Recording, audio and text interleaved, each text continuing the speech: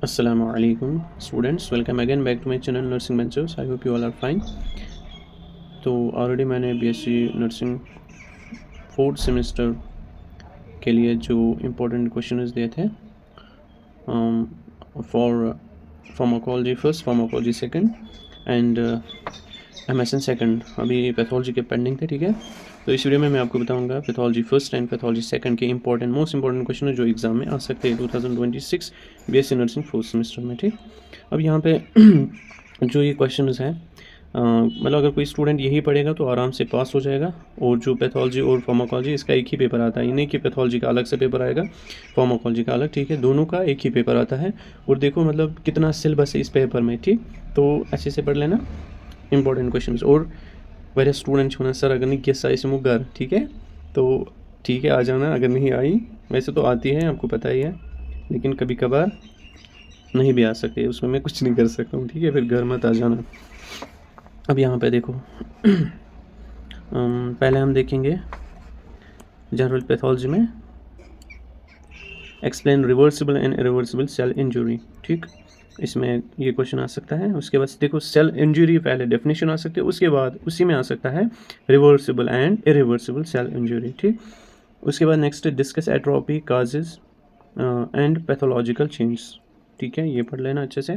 Explain hypertrophy with examples, ठीक।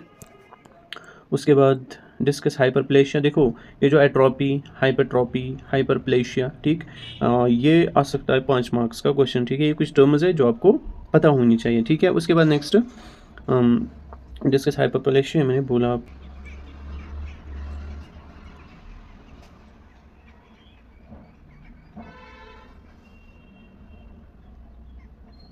Describe wound healing. एक second, यहाँ पे देखो wound healing and factors affecting it, और स्टेजेस भी इसमें कर लेना, स्टेज ऑफ वॉन्ड हीलिंग, ठीक है, स्टेजेस ये भी इसमें ऐड कर लेना। उसके बाद रेस्पिरेटरी सिस्टम में अगर हम देखेंगे, explain COPD and its types, chronic obstructive pulmonary disease. Question number 7, discuss emphysema, pathology, its pathology and complications. Question number 8, explain bronchial asthma,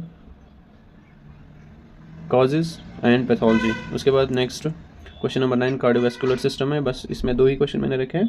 define ischaemia and infarction, discuss rheumatic heart disease. Question number 11 from gastrointestinal tract, explain peptic ulcer disease, discuss gastric and H pylori infection. H pylori आता है, 2 marks का भी आ सकता है, ठीक है। और इसमें क्रोनस डिजीज़ वेरी इंपॉर्टेंट है, ये भी आ सकता है, ठीक है। उसके बाद question number 14, discuss cirrhosis of liver, explain cholecystitis, ठीक। क्वेश्चन नंबर 16 स्केलेटल सिस्टम में डिस्कस ऑस्टियो, और अभी आपको बहुत टाइम है, ठीक। देखो अब इसी मतलब जो इंपॉर्टेंट क्वेश्चन है इसी पे डिपेंड नहीं रहना, ठीक है। इसके अलावा भी अगर कोई पढ़ना चाहते हो पढ़ सकता है आराम से। अभी एक तो ये जो क्वेश्चन है ना, इनको आप 2-3 बार रिवाइज कर सकते हो एग्ज़ाम तक अगर आप पढ़ोगे। इसके बाहर भी अगर फिर पढ़ना चाहते हो पढ़ लेना, ठीक है, क्योंकि जो फार्माकोलॉजी और पैथोलॉजी बहुत मतलब 2-2 पार्ट से आपको, ठीक है, एक ही पेपर है उन सब का, तो सिलेबस बहुत ज़्यादा है, पढ़ लेना, ठीक।